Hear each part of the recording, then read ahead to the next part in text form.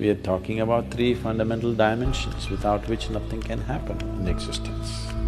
Just three fundamental forces, three fundamental qualities playing such a huge game. They are different only on the surface. Deep down, it's all the same thing. So, modern scientists in their own language, they're saying Shiva is holding everything together.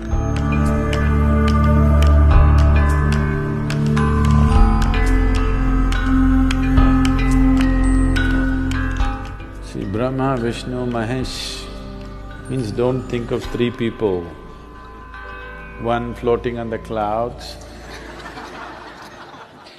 another sitting on top of the mountain, another doing something else. We are not talking about three people. We are talking about three fundamental dimensions without which nothing can happen in existence. If you look at these stories closely enough, Brahma is the creative force. Is there creation in the existence? For sure. Vishnu is the maintenance. Is maintenance happening? I'm not talking about Delhi, I'm talking about creation. There maintenance happen. Definitely there is destruction, isn't it? Within your body right now, millions of cells are dying, millions of new cells are being created, and billions are being maintained, isn't it? So you are a manifestation of these three forces. So is the planet, so is the solar system, so is the whole creation. It is a manifestation of these three aspects of creation, maintenance and destruction. You might have gotten little attached to Shiva and become little destructive.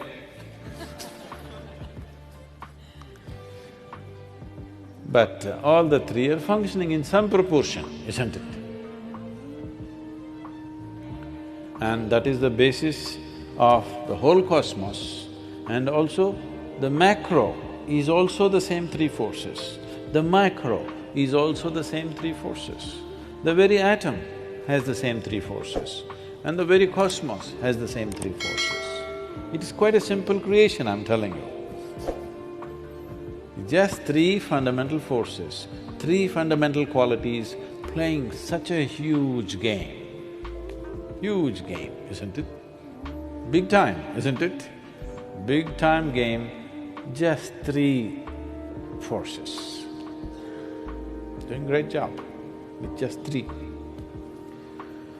So these three are three, but if you go deep enough, it's just one hand, just like that it's just one. That is the significance. Everywhere you see a trishul, don't think it's a weapon. I know some people are using it as a weapon. It's quite a lousy weapon if you want a weapon, I'm telling you. If you want to kill somebody, trishul is a bad weapon. Only people who do not know anything about fighting will carry a trishul and go. Tell me yes or no? Huh? Can you poke anybody with a trishul like this? Trishul is not a weapon, it's a symbolism. Now Shiva carries a trishul not because he wants to fight with you. His son carries a spear. That is a fighting weapon. He fought and what? Kartikeya went on fighting. Shiva never fought, because this is just a symbol. This is to show you, on the surface it's all three, deep down everything is one. Constantly indicating this. You thinking it's a weapon. No, it's not a weapon. It doesn't make a sensible weapon, isn't it? Unless you want to push people. If you want to pierce people, it's not a good weapon. So, these three, they are different only on the surface. Deep down, it's all the same thing. But the three manifestations are distinctly there in the creation in all aspects. From proton, neutron, electron to many other levels of manifestation, it is always there. So, what is the significance of Mahadeva means, these three, when all of them are functioning as one, he is Mahadeva. These are three devas. When all of them are functioning as one, it is a Mahadeva. So we call the destroyer the Mahadeva because this is about…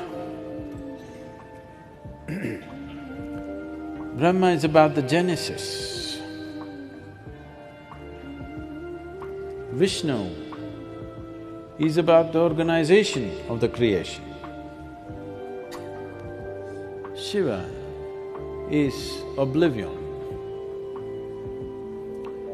These two, creation and maintenance, only exist in the lap of the oblivion.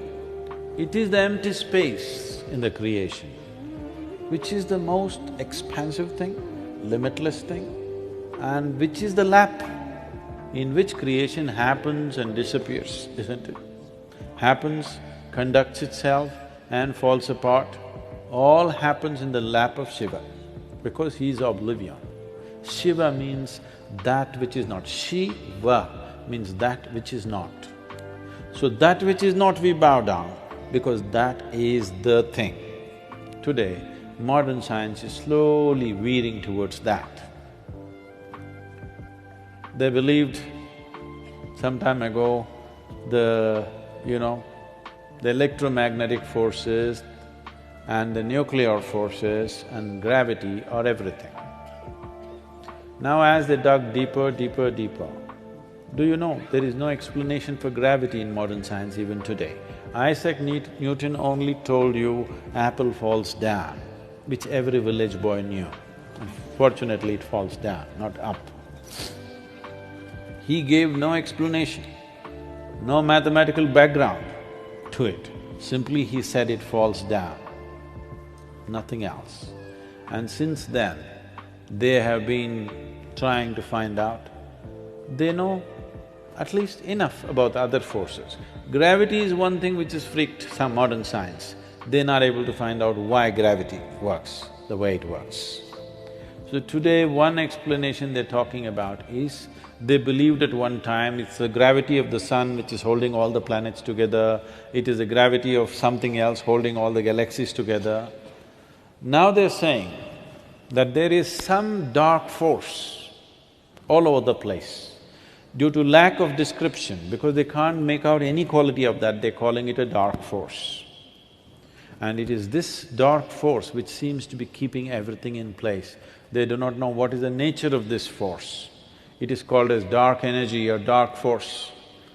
This dark energy, we always call Shiva as the dark one. Yes? He's always referred to as the dark one. His night is the darkest night in the month. So, modern scientists, in their own language, they're saying Shiva is holding everything together. Now, I don't want you to imagine one man sitting there and holding everything together. That's not what it is. Shiva means that which is not. So that which is not is held as the highest, because that which is not is the largest manifestation in creation, isn't it so? If you look up in the sky, do you ever do it? Do you ever do it? Okay. I believe you, all right. So if you look up in the sky, because your visual apparatus are made in a certain way, you will think the sky is full of stars. That's not the reality. The largest thing out there is empty darkness, isn't it? The galaxies that you see there are just small specks. Rest, the vast expanse is nothing, isn't it? So that is what we are referring to as Shiva. But there are many aspects to this. This is because we are a dialectical culture, because we know existence is seamless. You think there is a boundary line between solar system and the rest of the galaxy? No. Between one galaxy and another galaxy, there's a boundary line, LOC? There's no such thing. It is just a seamless existence. So, we are a dialectical culture where it is seamless. So I will be talking about Shiva. When I say Shiva, you have to make out which Shiva am I talking about. I say Shiva referring to the boundless nothing. I say Shiva and I refer to the Adi Yogi. I say Shiva and I'm talking about a laborer who's walking on the street right now whose name is Shiva. All these things we do at the same time. And this is the reason. If you look up at the boundless nothingness, we do the same thing. If you look at the Adi Yogi, we will do the same thing. If the laborer Shiva is walking around here, he may be illiterate, he may be so many things, or maybe nothing, then also we do the same thing. Because we know without the dark energy that you're referring to, without Shiva holding it, even this body will not have its integrity, it'll all burst out. So, when I look at you, I do the same thing. See, this is the only way. I want you to understand, this is the only place where such a thing is there. You're doing it unconsciously, so it's meaningless. What you do to your gods, you're doing to everybody, isn't it? The idea is, this person may not know what is the source of his making, but I want to recognize that. He may not know that the Creator is throbbing within himself, but it is my prerogative to see it. If I see it, it makes a difference for me. If he sees it, it will do wonders for him, but now I want to see it. So what you do to your God, the same thing you do to your neighbor, the same thing you do to your servant, the same thing you do to a cow or an elephant or a stone or whatever. Because you don't want to miss an opportunity, you want to make an effort wherever you are to see that the source of creation is constantly throbbing in every piece of creation and nobody can deny it, isn't it? Even modern science cannot deny it, that whatever is the source of creation is also functioning in a tiny little invisible atom, isn't it so?